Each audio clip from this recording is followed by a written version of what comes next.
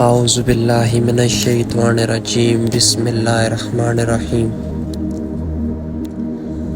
حضرت انس بن مالک رضی اللہ تعالی عنہ روایت کرتے ہیں کہ ایک انصاری نبی کریم صلی اللہ علیہ وسلم کے پاس آیا اور آپ سے مالی امداد کی درخواست کی۔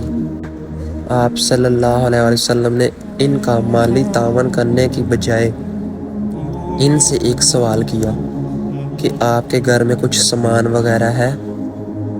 انصاری نے عرض کی، جی ہاں، ایک کمبل ہے جس کے آدھے حصے کو میں نیچے بچھاتا ہوں اور دوسرا آدھا حصے کو میں اوپر لیتا ہوں۔ اس کے علاوہ ایک پیالہ ہے جس میں پانی پیتا ہوں۔ آپ صلی اللہ علیہ وآلہ وسلم نے فرمایا، دونوں چیزیں میرے پاس لے آؤ۔ وہ گھر گئے اور دونوں چیزیں لا کر رسول کریم صلی اللہ علیہ وآلہ وسلم کے سامنے پیش کر دی۔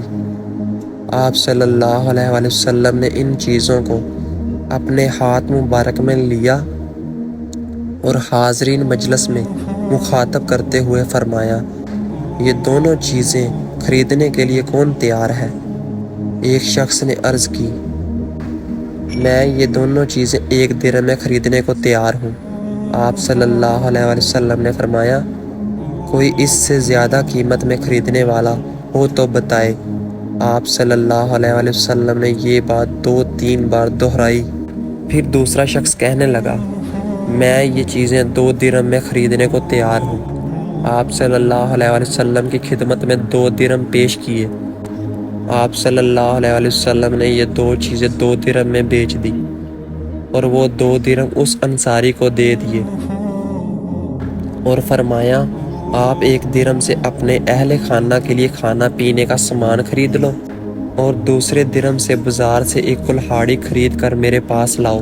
وہ انصاری صحابی گئے اور آپ صلی اللہ علیہ وآلہ وسلم کے حکم کے مطابق 1 درہم کا سودا لے کر گھر دیا اور دوسرے درہم سے کلہاڑی خریدی اور آپ صلی اللہ علیہ وآلہ وسلم کے پاس لے کر آئے تو آپ صلی اللہ علیہ وآلہ وسلم نے اپنے دست مبارک سے کلہاڑی میں لکڑی کا دستہ ڈالا اور ان سے فرمایا، یہ کلہاڑی لو اور جنگل کی طرف چلے جاؤ، وہاں سے لکڑیاں کاٹو اور انہیں بیچو، مجھے 15 دن تک یہاں نظر نہ آؤ۔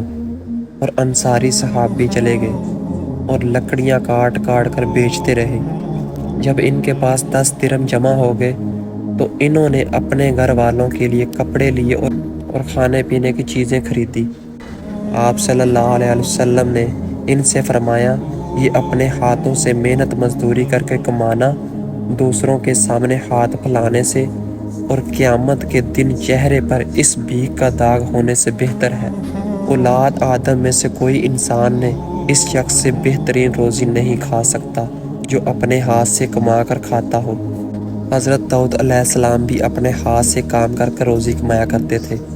جو لکڑیوں کا گڈھا اپنی کمر پر لاد کر لائے، محنت والا کام کرے، یہ شخص اس سے بہتر ہے جو کسی کے سامنے ہاتھ پھیلائے۔